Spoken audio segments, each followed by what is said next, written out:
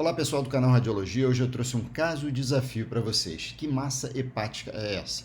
Então eu vou passar para vocês exatamente como chegou até a mim, né? Foi via WhatsApp, então vamos lá. Tratava-se de uma mulher, 19 anos, sem comorbidades, peso baixo, em torno de 45 quilos, uso de anticoncepcional oral por 3 anos, interrompido por intolerância. Desde abril de 2020, quadro de dor abdominal, andar superior do abdômen, procurou vários médicos, gastros, hepatos, fez ultrassom do abdômen que demonstrou uma lesão hepática. Na semana, no dia 10 do 6, piorou, houve aumento do volume abdominal, citou episódios de febre, isso é importante para o nosso raciocínio, tá? Geralmente associado à dor. Internada inicialmente no Hospital Niterói DOR, e com laboratório uma PCR um pouco aumentada, INRL alagado, albumina baixa, dor abdominal e infraescapular direita, né, prejudicando o sono, além de plenitude pós-prandial. Isso também vai ser importante para o nosso raciocínio diagnóstico, tá? Possivelmente relacionada à compressão gástrica pelo tumor. Interna com peso mais baixo ainda, né, dos 45, em recuperação nutricional, anemia com suporte nutricional de ferro e V, e vão fazer a recuperação nutricional nela para operar essa possível massa hepática. Então vamos ao caso, eu vou mostrar para vocês inicialmente uma tomografia, depois uma ressonância dessa paciente. Vamos lá. Então, inicialmente, queria mostrar a TC sem contraste dessa paciente. Então, uma massa hepática, ocupando aqui boa parte do lobo direito dos segmentos mais superiores, praticamente todo o lobo esquerdo, tá? Relativamente homogênea, parece no estudo sem contraste que ela possa ter algum grau de complexidade, talvez umas septações, que vão ser melhor esclarecidas no estudo após contraste, ok? Então, vou mostrar aqui o estudo após contraste para vocês. Vou botar uma fase arterial, vou botar uma fase portal e vou botar uma fase tardia. E a gente vai seguir na dinâmica de impregnação do meio de contraste venoso dessa massa hepática, tá? Então vamos lá. Tratava-se então de uma massa, né, predominantemente cística, porém com septos que se impregnavam pelo meio de contraste venoso, talvez uns componentes sólidos, né, com uma impregnação periférica, algo descontínua.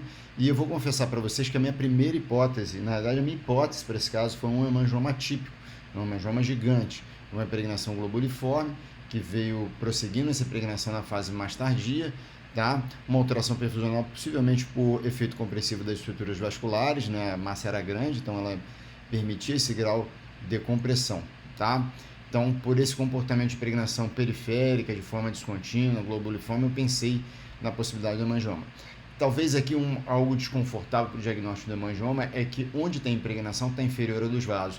E geralmente o hemangioma ele cursa com impregnação de pool vascular, ou seja, a mesma impregnação que a gente observa nas estruturas vasculares, a gente observa nos componentes que se impregnam pelo hemangioma. Esse paciente também tinha uma ressonância magnética, eu vou mostrar aqui para vocês. Vamos sempre começar pelo que eu sempre abordo, né? Nas ponderações tem um em fase, tem um 2 axial e coronal, tá? Então, vou mostrar aqui para vocês no plano coronal uma grande massa hepática, né, ocupando aí predominantemente o lobo esquerdo, boa parte do lobo direito, um sinal bastante elevado na ponderação T2, que me deu mais confiança para esse meu diagnóstico de hemangioma. Tá? A lesão era grande, ela comprimiu um pouco os ductos biliares aqui, ó, talvez no segmento 2, mais acima. Na ponderação T2 no plano axial, observe que o raciocínio é o mesmo, tá? Então, um grande hipersinal na ponderação T2, tá? A gente observa esse comprometimento meio heterogêneo, que pode ocorrer também nos hemangiomas de apresentação atípica, por serem grandes, então degeneração cística, septo, até mesmo sangramento você pode ter no hemangioma dito gigante. Mas também chamava algumas alterações que eu fiquei meio desconfortável, né? Tinha ascite, lesão muito grande, muito heterogênea, tá? Quem programou o exame fez um protocolo que é interessante, né? Vou botar aqui para vocês, ele fez um duplo eco.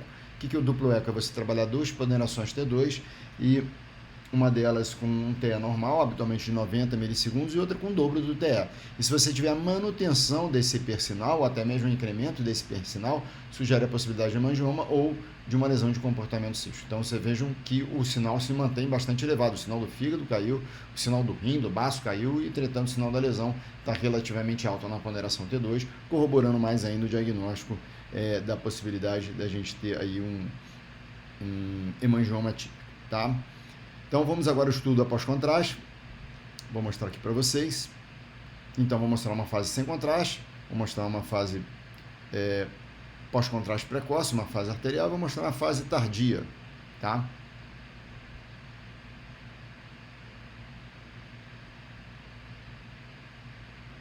Então a gente observa que a lesão desde lá de cima, né, ela é uma lesão heterogênea. Observe que ela tem os componentes de hipersinal na ponderação T1, isso não é muito usual no hemangioma. Eventualmente hemangioma gigante pode sangrar, tá? Mas aí já me afastou um pouquinho desse diagnóstico. E observe que ela tem algum grau de impregnação na periferia, tá? Que vai progressivamente se impregnando, tá? Principalmente a gente observa na fase tardia essa impregnação. De novo, gente, um pouco desconfortável essa impregnação na periferia descontínua, periférica de evolução centrípeta, porém inferior ao das estruturas vasculares. Isso para o bancar o diagnóstico do hemangioma é relativamente necessário, importante, ok? Então, gente, uma massa importante, grande, né, pegando os dois lobos hepáticos, sinal predominantemente elevado entre dois, bastante elevado, né, uma impregnação periférica de evolução centrípeta, traduzindo uma ideia de lesão sólido cística, talvez predominantemente cística, ou de uma impregnação bem lenta que não permitiu no estudo convencional da gente observar a evolução dessa impregnação.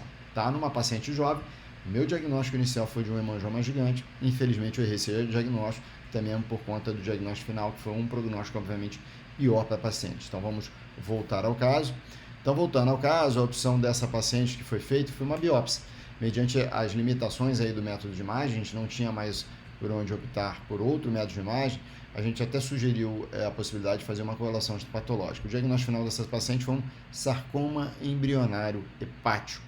Então, uma lesão extremamente rara, um sarcoma que não é usual de ocorrer, a prevalência dele é baixa, ele tem algumas características que são importantes da gente fazer o diagnóstico e alguns achados de correlação com gênero, faixa etária, que eu queria destacar aqui para vocês, que permitem ao menos da gente se aproximar desse diagnóstico. Recomendo esses dois artigos, né? Um da Radiographics e um da JR, esse daqui especificamente de sarcoma embrionário indiferenciado hepático, tá? Um artigo de casos da FIP, tá? E esse de tumores mesenquimais atípicos, não usuais, que fala de uma forma bastante didática do sarcoma embrionário hepático, tá? Então, sintam-se à vontade de acessar esses artigos para aprofundar um pouquinho o conhecimento sobre esse tema. Então, vou resumir o que esses artigos trouxeram para vocês. Então, na realidade, 90% das vezes o sarcoma embrionário ocorre com menos de 15 anos de idade. Então, já por si só, né, já era uma apresentação atípica de um tumor raro, tá? A prevalência, alguns artigos homens iguais às mulheres, alguns artigos homens com maior predileção para esse tipo de tumor do que as mulheres. A maioria dos artigos, inclusive, os homens têm maior predileção. É o terceiro tumor mais frequente na infância. O primeiro considerado o hepatoblastoma, segundo CHC. Eu botei um asterisco aqui. Para mim, o mangiodotelioma epitelioide, o mangiodotelioma infantil é um tumor frequente, hepático, tá? Na faixa etária pediátrica. Então, acho que ele tem que ser colocado ao menos aí como diagnóstico diferencial. A apresentação é de uma massa hepática, paciente oligosintomático. Então, clinicamente, esse paciente tem muito pouco sintoma. Pode ocorrer febre, olha o que estava acontecendo na nossa paciente, né? A paciente tinha quadro febril, perda de peso que também tinha, distúrbios respiratórios e letargia.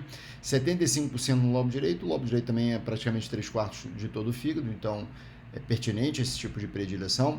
E é um tumor considerado de maligno de baixo grau, né? Então ele pode dar metástase. As mais comuns são para pleura, pulmão, osso e peritônio.